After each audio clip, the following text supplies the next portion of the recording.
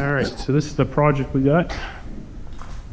Make an adapter to connect up the two 3-point hitch items I got. I got a tiller and a flail mower.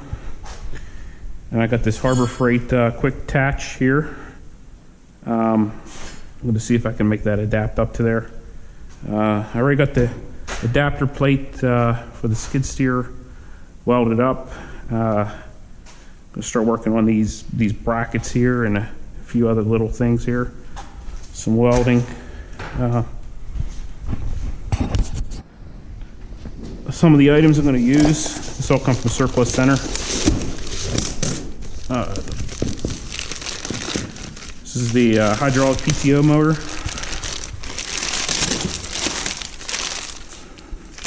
It's splined for PTO shaft. It should generate with the Bobcat 630. It should generate around 25 PTO horsepower, hydraulic horsepower here. Looks like the connectors on these are SAE 10s. I got a couple adapters I had bought too. All NPT fittings here. I think the flow on that thing was rated from 19 gallons to 23, so that should be all right. Some of the other stuff I got.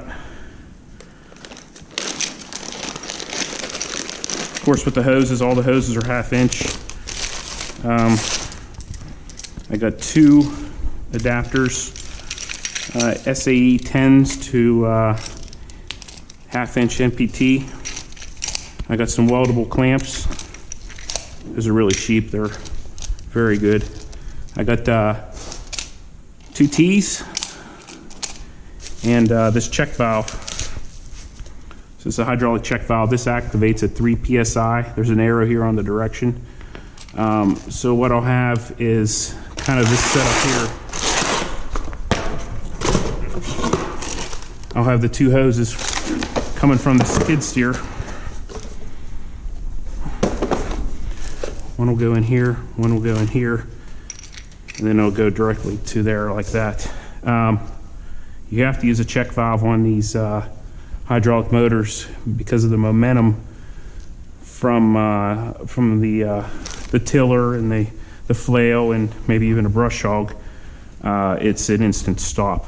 So what it does is it activates. There's a little flapper in there, lets the fluid bypass. And actually it'll bypass back through the motor like this. So this motor I can run reverse.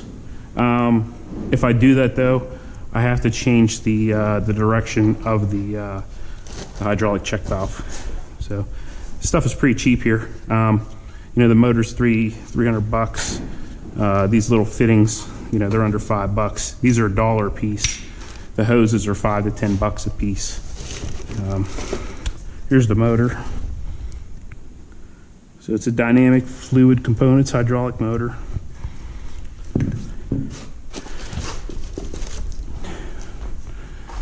So we'll have the 2 fittings here. I do have to get a case drain because I want to have the case drained back to this. What it does is it prevents the hydraulics. It'll save the seals on the back side of this motor, just from hydraulic extra pressure and whatnot. Typically, fluid will leak past the pistons, and it'll come out this vent right here. So I'll eventually vent that back to this port here. This is just, there's 0 pressure on this. This just takes it back to the hydraulic tank. So that's about it there. I got. I'll be welding this on the Miller 195N. Probably just do stick on it. I haven't messed with the TIG on there yet, so that's another project I got to do. Yeah, so I guess the biggest thing I got here is the angle of the hitch versus the attachment. To get in and out of this machine, the cylinders have to be down all the way. So what ends up happening is the window would hit here and there.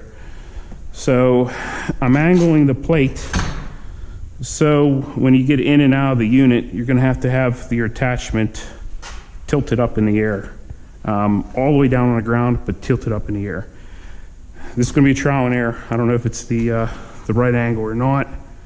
I'll do a quick tack on everything, clean up all the paint and stuff, and we'll do a rough try on here. But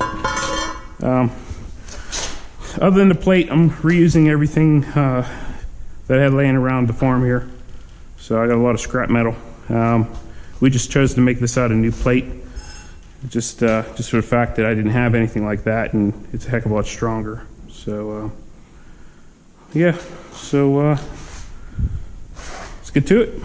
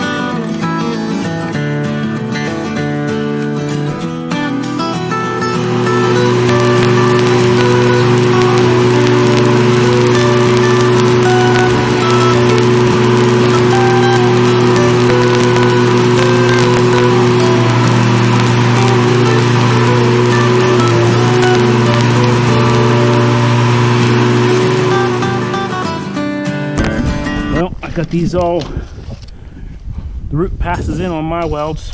I'll do some cover passes on them and clean them up a little more.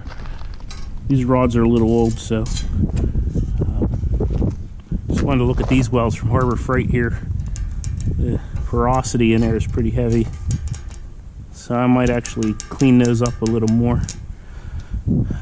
Probably weld along here. Maybe put a filler piece in there. I haven't decided yet.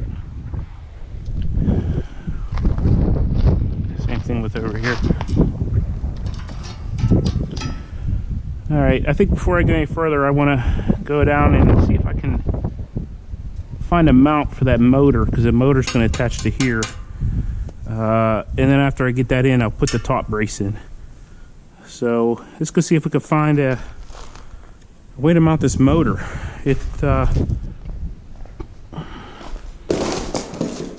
Most of these motors are got the standard flange here. I'm pretty sure I have an old front end loader that had a hydraulic pump that ran off the crankshaft. It was off a old Ford 8N. I believe I still have the mount back in the woods. So let's go back and see what we can find.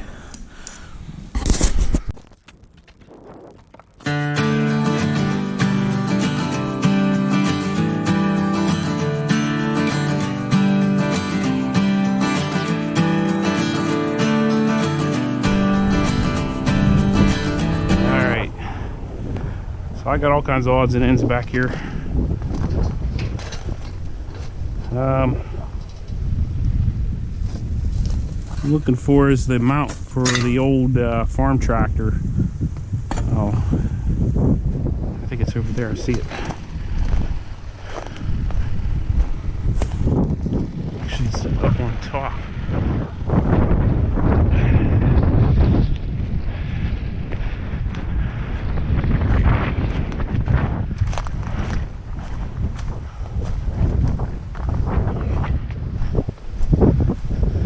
Piece of the pipe that went through the property a couple years ago.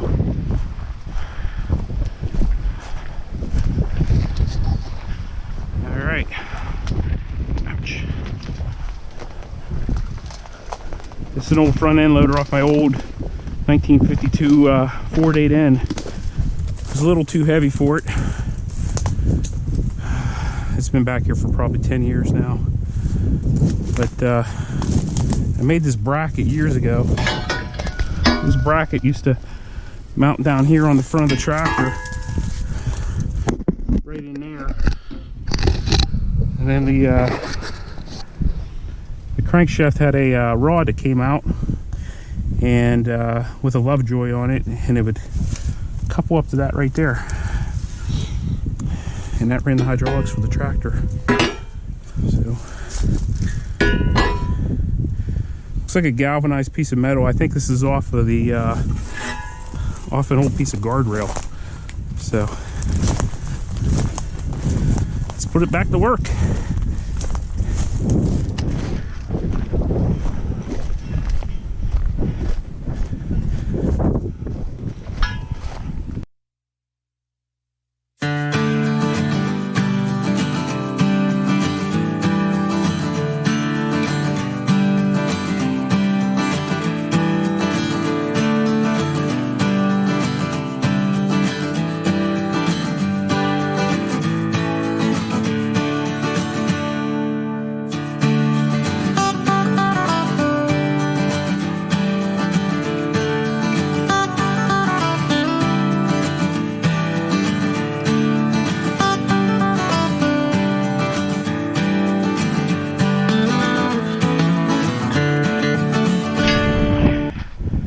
Hopefully those bolt holes match up. Just put it on there like this first. Oh man, isn't that perfect? All right, that's gonna save us some time. Let's get that mounted up.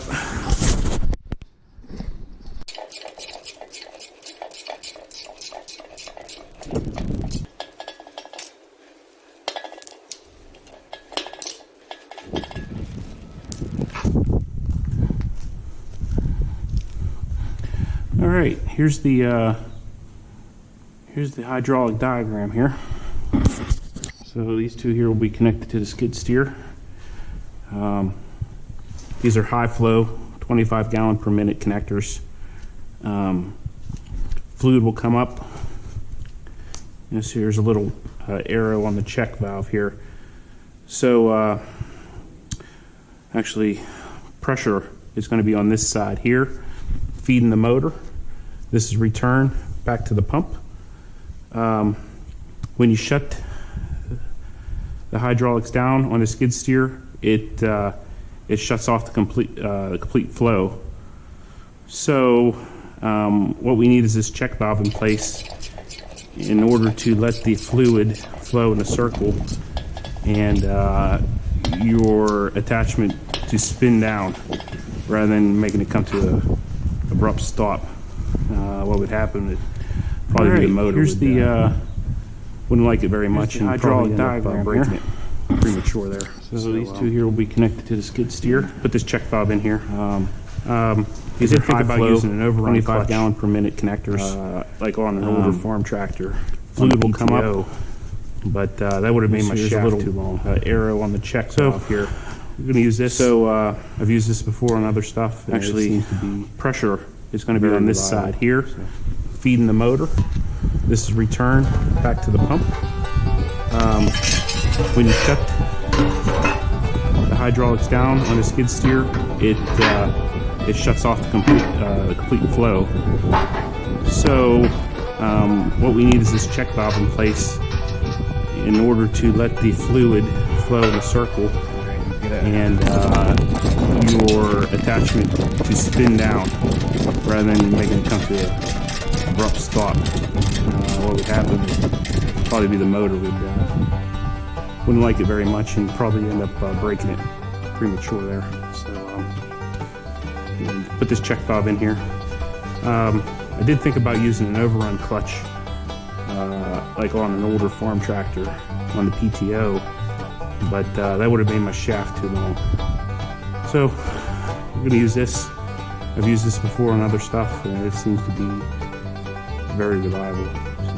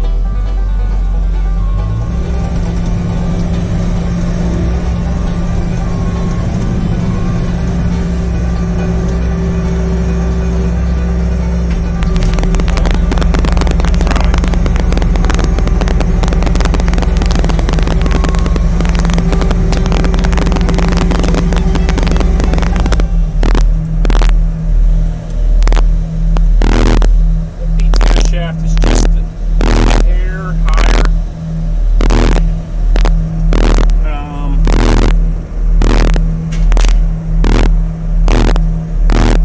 I think it'll be okay though. All right. Got it.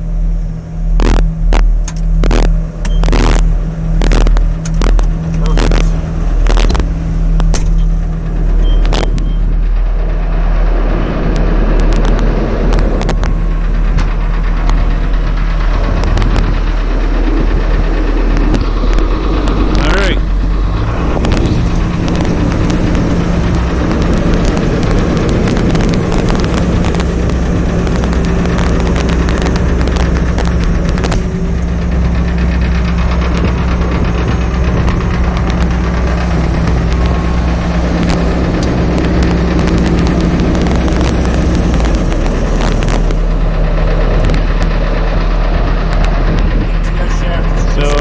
We'll need to raise this up a little more there.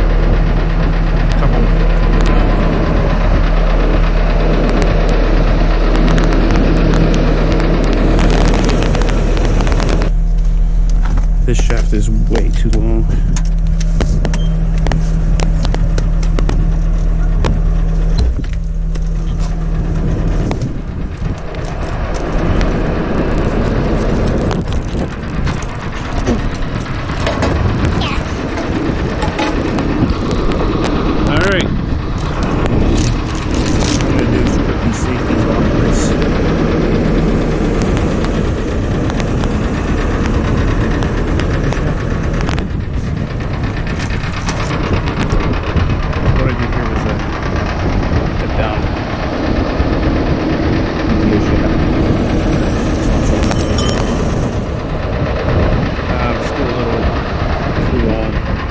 So I think I'll need to raise this up a little more there.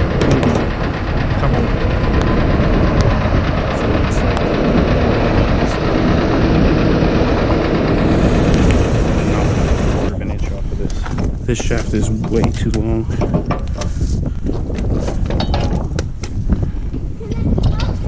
The tiller, I got that tiller connected. Well, I've been working on it for the last 2 days.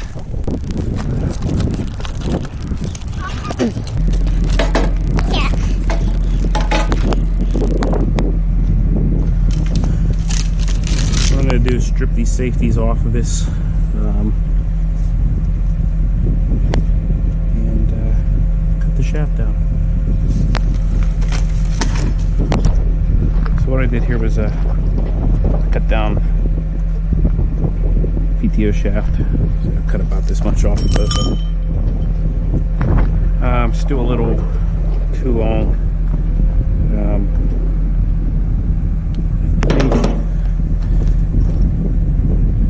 So it looks like I'm a little long on this one. I'm gonna knock like a quarter of an inch off of this. So let's give it a shot here. The tiller, I got that tiller connected. Well, I've been working on it for the last 2 days.